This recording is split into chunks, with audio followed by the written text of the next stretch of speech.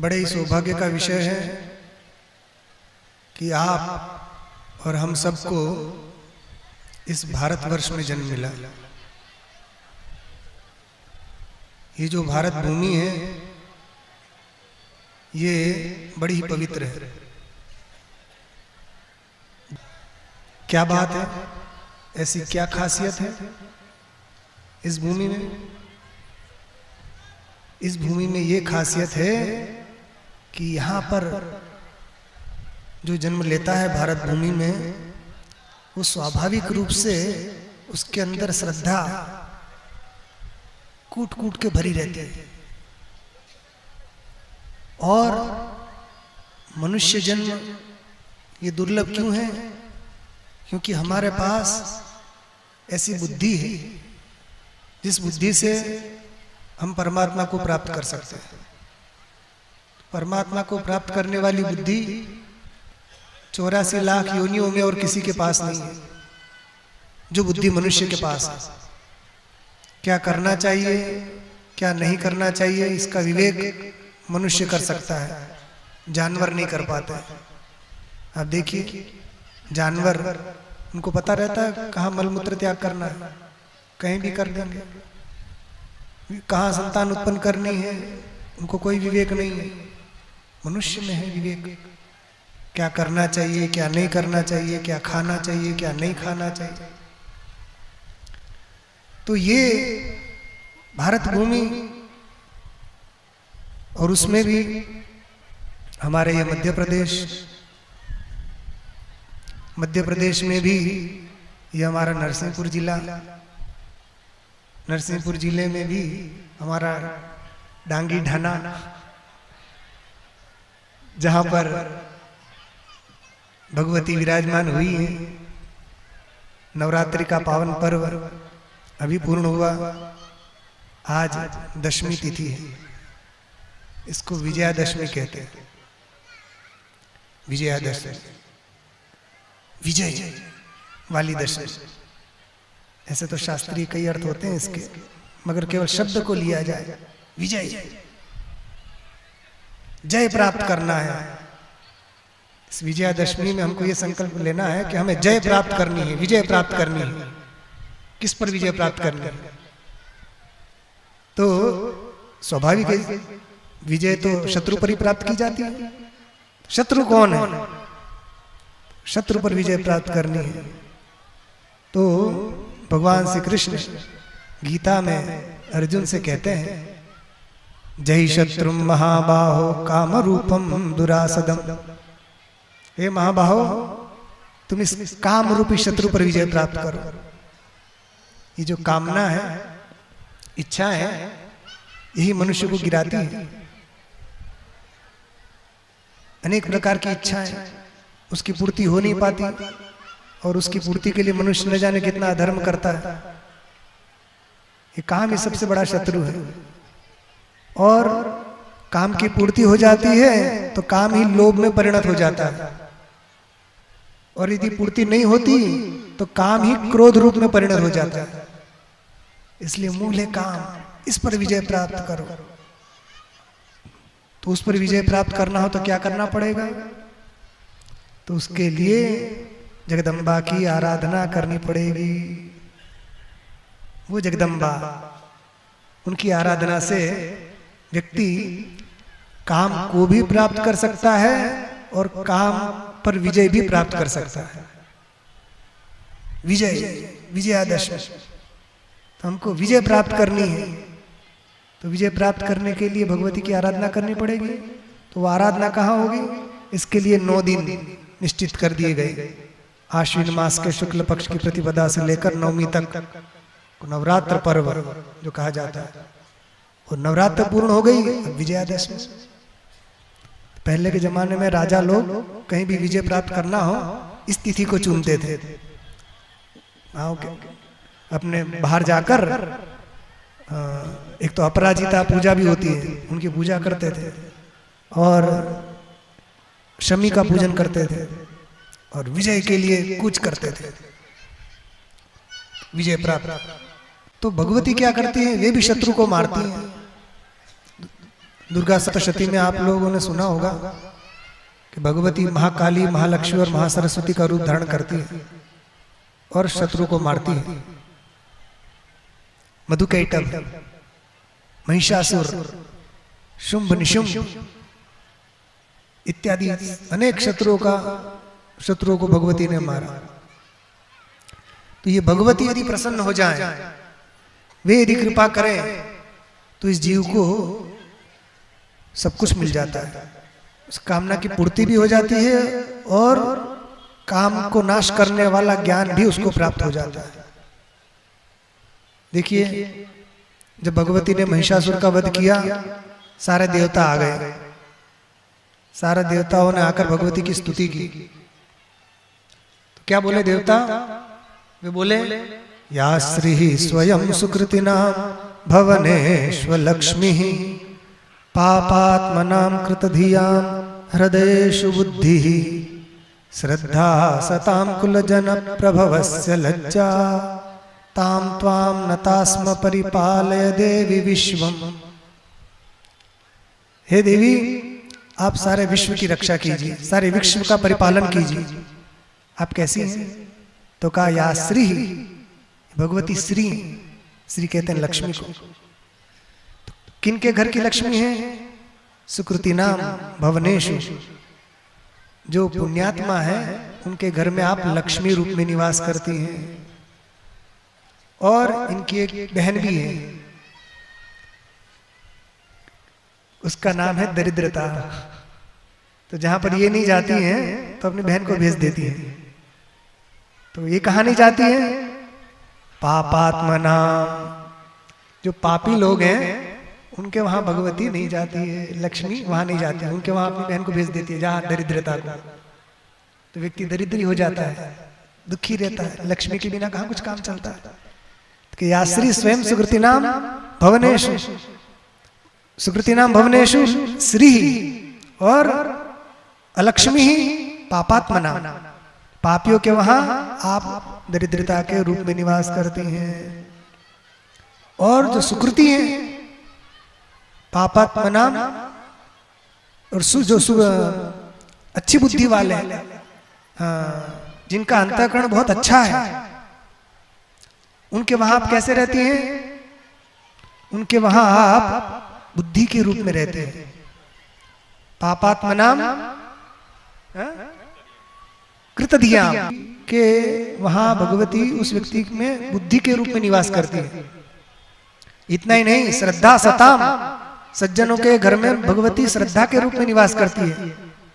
और श्रद्धा सताम कुल जन प्रभवेषु लज्जा, और जो कुलीन लोग हैं उनके वहां लज्जा के रूप में भगवती निवास करती है।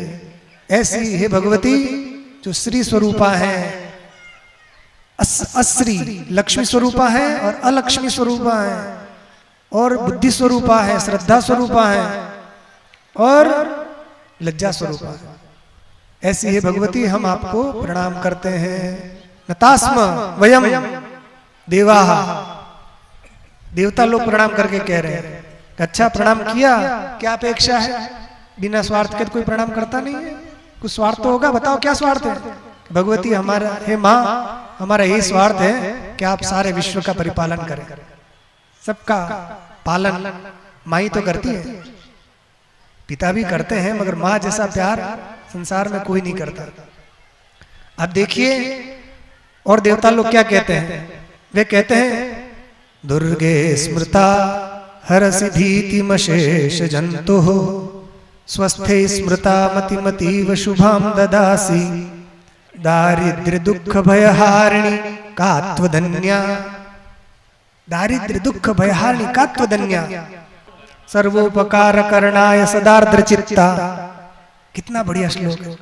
हे दुर्गे, जो आपका स्मरण करता है आप उसकी भीति को दूर कर देती हैं। अशेष भीति नाशे, पूर्ण रूप से उसके भय को दूर कर देती है। जो भगवती का स्मरण करता है, भयभीत हो व्यक्ति, अच्छा जिसको भय हो उसका भय दूर करेंगे, हमको भय नहीं है।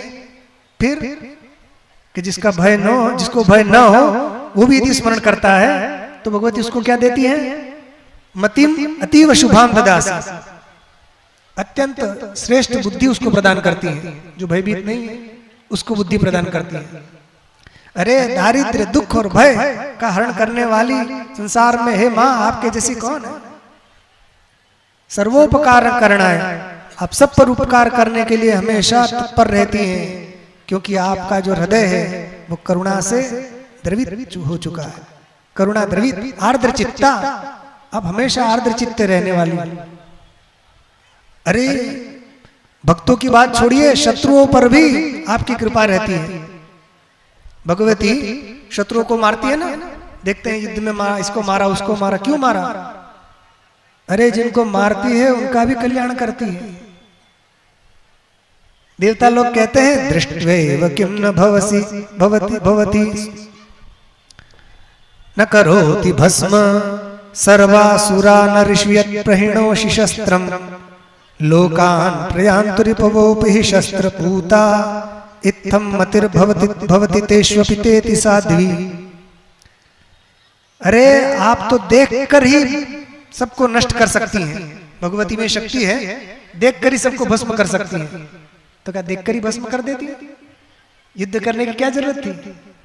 क्यों गई युद्ध करने? क्यों मारा? अस्त्र शस्त्रों का प्रहार क्यों किया?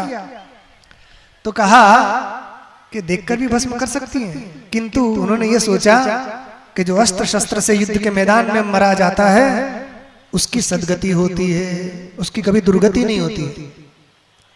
तो ये सन्मुख मारा जाए व्यक्ति और इसको भी सदगति की प्राप्ति हो, ऐसी शत्रु पर भी करुणा भगवती रखती है, इसलिए उनसे को युद्ध में मारना चाहती है। सर्वान अरिष्यत् प्रणो शस्त्रम लोकान प्रयान्तु रिपुवोपि, जो रिपु हैं, शत्रु हैं, वो भी उच्च लोकों की प्राप्ति उनको हो, इसलिए आप उन पर शस्त्र प्रहार करती हैं। ये भगवती की करुणा है। तो ये करुणा आप देखिए, ये जो नरसिंहपुर जिला है ये किस लिए प्रसिद्ध है? इसकी सबसे बड़ी विशेषता ये है कि ये भगवान आदि शंकराचार्य जी की दीक्षा स्थली है। भगवान आदि शंकराचार्य जी ने इसी जिले में आकर गुरु बनाया था, उनसे दंड संन्यास की दीक्षा ली थी।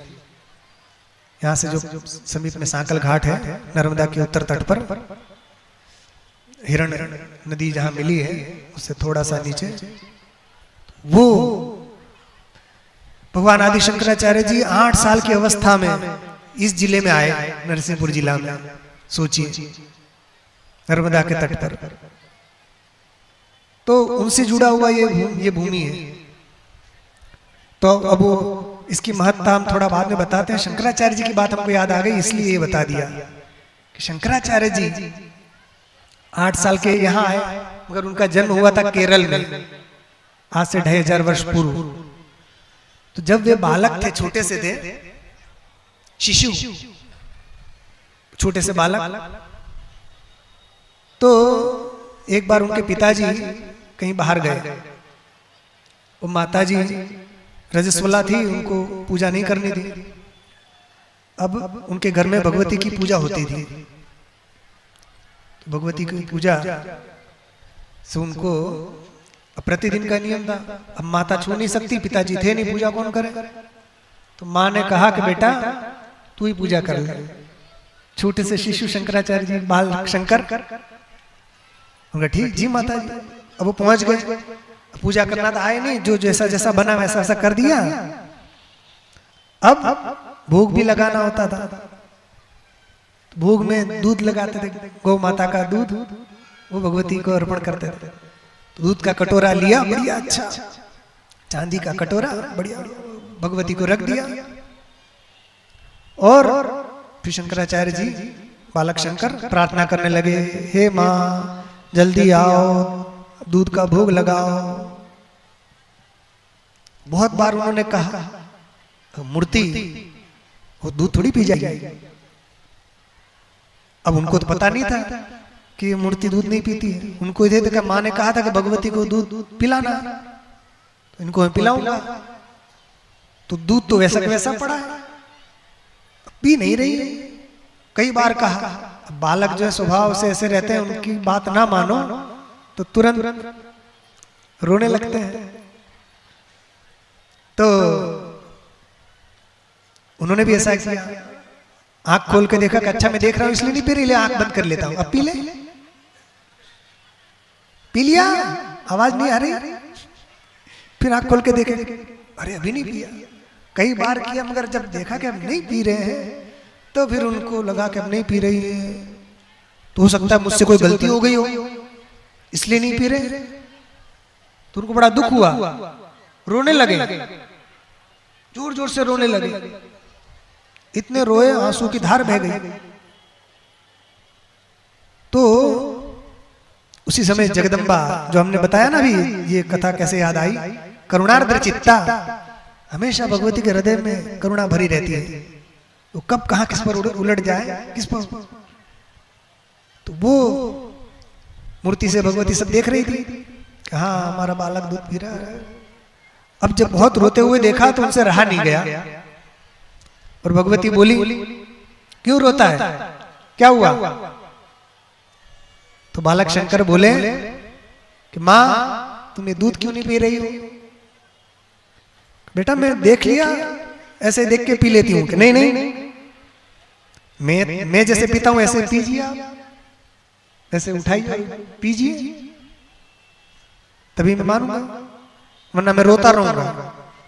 अब माँ ने कहा ठीक है।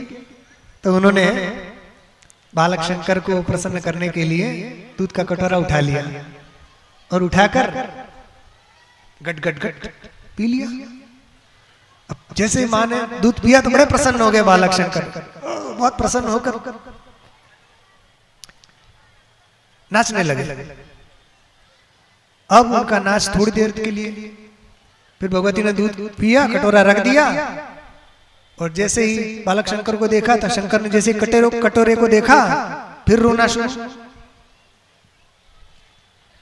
भगवती बोली कि अरे अब क्यों रोता है, दूध तो पी लिया मैंने, इसीलिए तो रो रहा हूं। क्यों? कि पूरा क्यों पी लिया? तूने तो कहा था पीने के लिए, कि मैंने पूरा पीने के लिए थोड़ी कहा था। तो मेरी माँ आपको भोग लगाती है रोज, तो क्या हाँ, फिर उसमें से आपको भोग लगाने के बाद जो बचता था वो मुझे पिलाती है, तो मेरे भाग का भी क्यों पी गई? आपको अपने भाग का पीना था, मेरे भाग का क्यों पी गई? भगवती ने सोचा ये बड़ी आफत है, अभी तक नहीं पी रहे थे तब रो रहा था, अब पी लिया तब रो रहा है। अच्छा बेटा चुप हो जाओ। नहीं नहीं मैं चुप नहीं होऊंगा, मेरा दूध लाओ, बिना दूध पिए मैं चुप नहीं होऊंगा। माँ ने कहा था कि भगवती को भोग लगाना, वो बच्चा दूध तू पी लेना, मैं माँ की आज्ञा का उल्लंघन नहीं करूंगा, मेरा दूध लाओ। भगवती ने कहा मैं तो पी गई, नहीं मैं नहीं जानता, दूध लाओ मतलब लाओ। फिर रोने लगे जोर जोर से, ऐसे रोए तो भगवती के हृदय में फिर करुणा जागृत हो गई। माँ का हृदय फिर करुणा से द्रवित हो गया कि मेरा बालक रो रहा।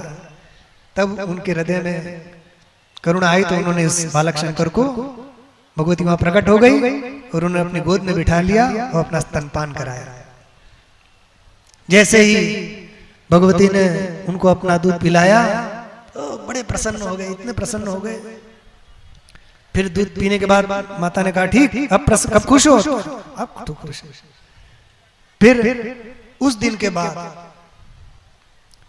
ये जो घटना है, ये आदि शंकराचार्य जी ने स्वयं इसका संकेत अपने स्तोत्र में दिया है।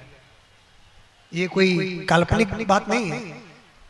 भगवान आदि शंकराचार्य जी ने स्वयं इस घटना का उल्लेख किया है अपने सौंदर्य लहरी नाम के ग्रंथ में। एक बहुत ही सुंदर ग्रंथ है सौंदर्य लहरी, भगवती की स्तुति है उसमें। तो वहां एक श्लोक है, 75वां श्लोक सौंदर्य लहरी में। भगवान शंकराचार्य जी कहते हैं तव स्तन्यम मन्ये धरणिधर कन्ये हृदयतः पयः पारावारः परिवहति सारस्वतमिव दयावत्या दत्तं द्रविड़ शिशुरास्वाद्य तव यत् कवीनां प्रौढ़ानां अजनि कवि कमनीय कविता, ये वहां का श्लोक है।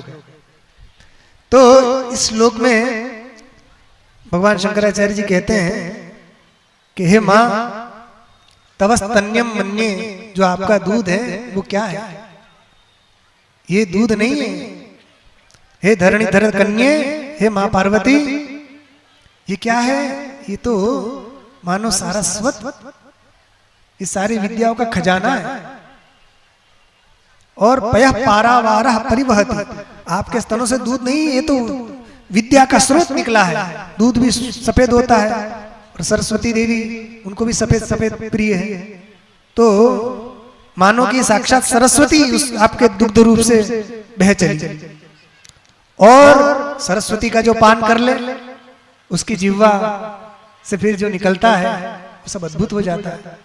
तो कहा मेरे अंदर जो कवित्व शक्ति जागृत हुई है, हे मां भगवती आपकी कृपा है। द्रविड़ शिशु, जो द्रविड़ शिशु है वो आदि शंकराचार्य जी, आस्वाद्य अधुना, मैंने आपका जो दूध पिया था बचपन में, उसी का ये फल है कि आज मैं इतना बड़ा कवि बन गया, इतना बड़ा श्रेष्ठ विचारक, इतना बड़ा दार्शनिक हो गया। कवि नाम प्रौढ़ा नाम अजनी कमनीय कविता, तो ये मां आपके दूध का प्रताप है। ऐसी ये जो भगवती है, कहते हैं कि उसी समय के बाद आदि शंकराचार्य जी को जब भगवती ने अपना दुग्ध पिलाया, उसी के बाद उनके अंदर सारी विद्या आ गई। और उसके बाद तो उन्होंने ऐसे ऐसे अद्भुत कार्य किए। 8 साल की आयु में वे यहाँ आए नरसिंहपुर जिला में। यहाँ उन्होंने गोविंद पादाचार्य जी को अपना गुरु बनाया। यही उन्होंने संन्यास दीक्षा ग्रहण की और उसके बाद लगभग 3 वर्ष के आसपास का समय उन्होंने यहाँ व्यतीत किया नर्मदा के तट पर। सारी योग सिद्धियां भी उनको यहीं मिली। और फिर गुरु के आदेश से वे काशी गए। काशी में जाने के बाद भगवान विश्वनाथ ने उन पर कृपा की। उनके आदेश से वे बद्रिकाश्रम क्षेत्र में गए। वहां उन्होंने भाष्यों की रचना की और उसके बाद काशी में आ गए अपना शरीर छोड़ने के लिए, क्योंकि उनकी आयु 16 वर्ष की थी। 16 साल ही उनकी आयु थी। मगर 16 वर्ष पूर्ण हुए तो उन्होंने कहा हम जा रहे हैं कैलाश। शंकर जी के अंश से प्रकट हुए थे। तो वेद व्यास जी वहां आ गए। उनसे शास्त्रार्थ हुआ और वेद व्यास जी इनसे बड़े प्रसन्न हुए और उन्होंने कृपा करके कहा कि हे शंकर, आपको 16 वर्ष की आयु मिली है, 16 साल में और देता हूं अपनी तरफ से। अब 16 साल और ग्रहण कीजिए और पूरे भारत में सनातन धर्म का प्रचार प्रसार कीजिए। तब वेद व्यास जी की आज्ञा से भगवान शंकराचार्य जी ने दिग्विजय यात्रा की। भारत में अनेक नास्तिक मत उस समय फैले हुए थे। उन सब का उन्होंने उचित खंडन किया और सनातन धर्म की स्थापना उन्होंने की। भारत की 4 दिशाओं में उन्होंने 4 मठ स्थापित किए। उत्तर में ज्योतिर्मठ, दक्षिण में श्रृंगेरी मठ, पूर्व में गोवर्धन मठ और पश्चिम में द्वारका शारदा मठ। ये 4 मठों पर अपने सुयोग्य शिष्यों को बिठाया और उसके बाद 2500 वर्षों से ये परंपरा आज तक चली आ रही है। इन्हीं 4 पीठों में से 2 पीठों पर हमारे पूज्य गुरुदेव ब्रह्मलीन जगत गुरु शंकराचार्य स्वामी श्री स्वरूपानंद सरस्वती जी महाराज विराजमान थे। और ये जो नरसिंहपुर जिले की बात चली है तो इसकी विशेषता एक ये भी है कि हमारे पूज्य गुरुदेव जो 2 पीठ के शंकराचार्य जी थे, उन्होंने तप करने के लिए इसी भूमि का चयन किया।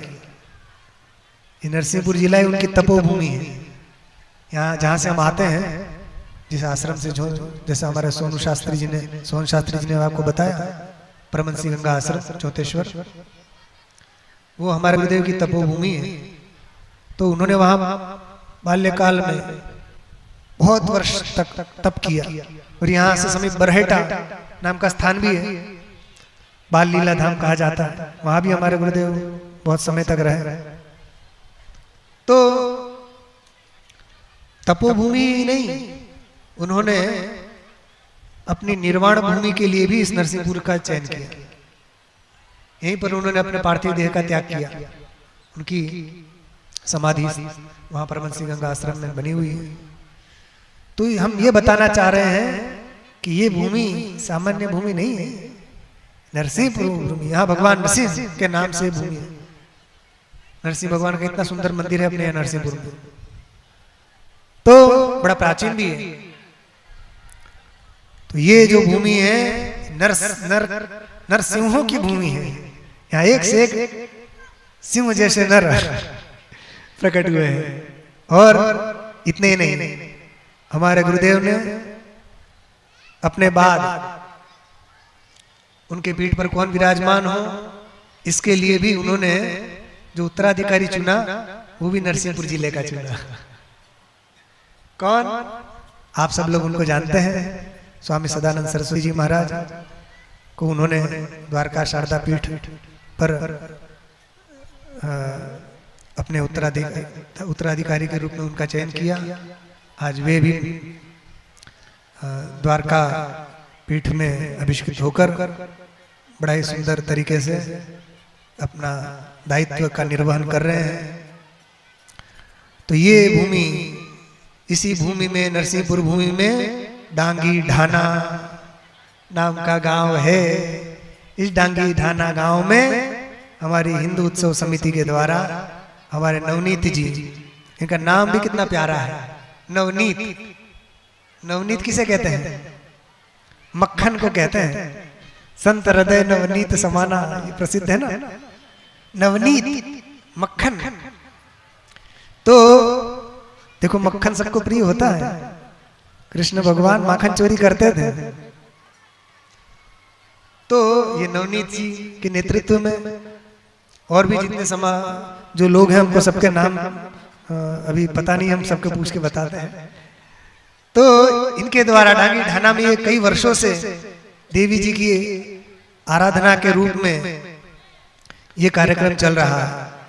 देखिए ये जो पंडाल में भगवती रखना इत्यादि सब क्या है कि भैया कम से कम भगवती के दर्शन ही कर लो। घर में बैठे बैठे ये काम नहीं करो, कुछ और काम करोगे।